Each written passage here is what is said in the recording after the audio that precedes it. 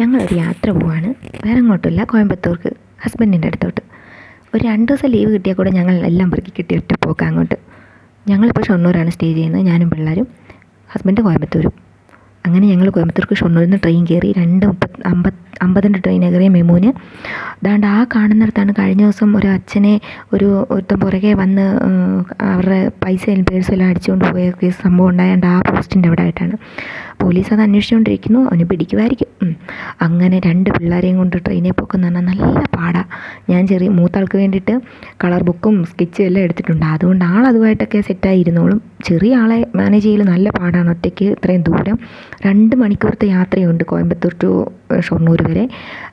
എത്ര എഫേർട്ട് ഇട്ടാലും എനിക്ക് മറ്റുള്ളവരെ സന്തോഷിപ്പിക്കുന്ന കാര്യം എനിക്ക് ഭയങ്കര ഇഷ്ടമുള്ള കാര്യം. അതുകൊണ്ട് ഞാൻ എത്ര എഫേർട്ട് അതിന് വേണ്ടി ഇട്ടാലും എനിക്ക് അതിനകത്ത് സന്തോഷമേ ഉള്ളൂ. അപ്പോൾ ഹസ്ബൻഡ് ഇവരെ കാണുമ്പോൾ ഇവരടുത്ത് നിൽക്കുമ്പോൾ ഹസ്ബൻഡിന് ഭയങ്കര സന്തോഷമാണ്. അപ്പോൾ ആളുടെ ജോലി അവിടെ ആയതുകൊണ്ട് ആൾക്ക് എപ്പോഴും ഇവരോട് സ്പെൻഡ് ചെയ്യാൻ പറ്റില്ല ടൈം. അപ്പോൾ അതുകൊണ്ട് ഇവരുമായിട്ട് ചെല്ലുമ്പോൾ ഭയങ്കര സന്തോഷമാണ്. അതുകൊണ്ട് ഞാൻ ഇച്ചിരി കഷ്ടപ്പെട്ടാലും സാരമില്ല, അവർ 3 ആളും കൂടെ കളിക്കുകയും ചിരിക്കുകയും ചെയ്യുന്ന കാണുമ്പോൾ എൻ്റെ ഈ എഫേർട്ടൊന്നും അല്ലെന്ന് എനിക്ക് തോന്നും. അതുകൊണ്ട് ഇടയ്ക്കിടയ്ക്ക് ഞങ്ങളിങ്ങനെ പോകാറുണ്ട്. എല്ലാ ശനിയും ഞായറും ഹസ്ബൻഡ് ഇങ്ങോട്ട് വരും. എന്നാലും ഇടയ്ക്ക് അവധി കിട്ടുമ്പോൾ ഞങ്ങൾ അങ്ങോട്ടും പോകും. അങ്ങോട്ട് പോകുമ്പോൾ ഒരു പ്രത്യേക ഫീലാണ്.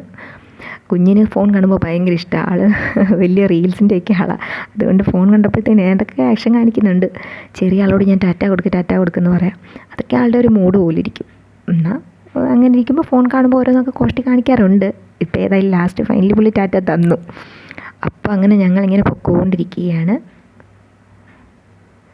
ഇതാണ് വാളയാർ പരമശിവൻ്റെ നാട്. നമ്മളെത്തി. ഇനി ഇവിടുന്ന് ഒരു മണിക്കൂർ കൂടെ വെയിറ്റ് ചെയ്താൽ മതിയാവും. ഇനി സെക്കൻഡ് പാർട്ടുമായിട്ട് വരാം കേട്ടോ. ബൈ.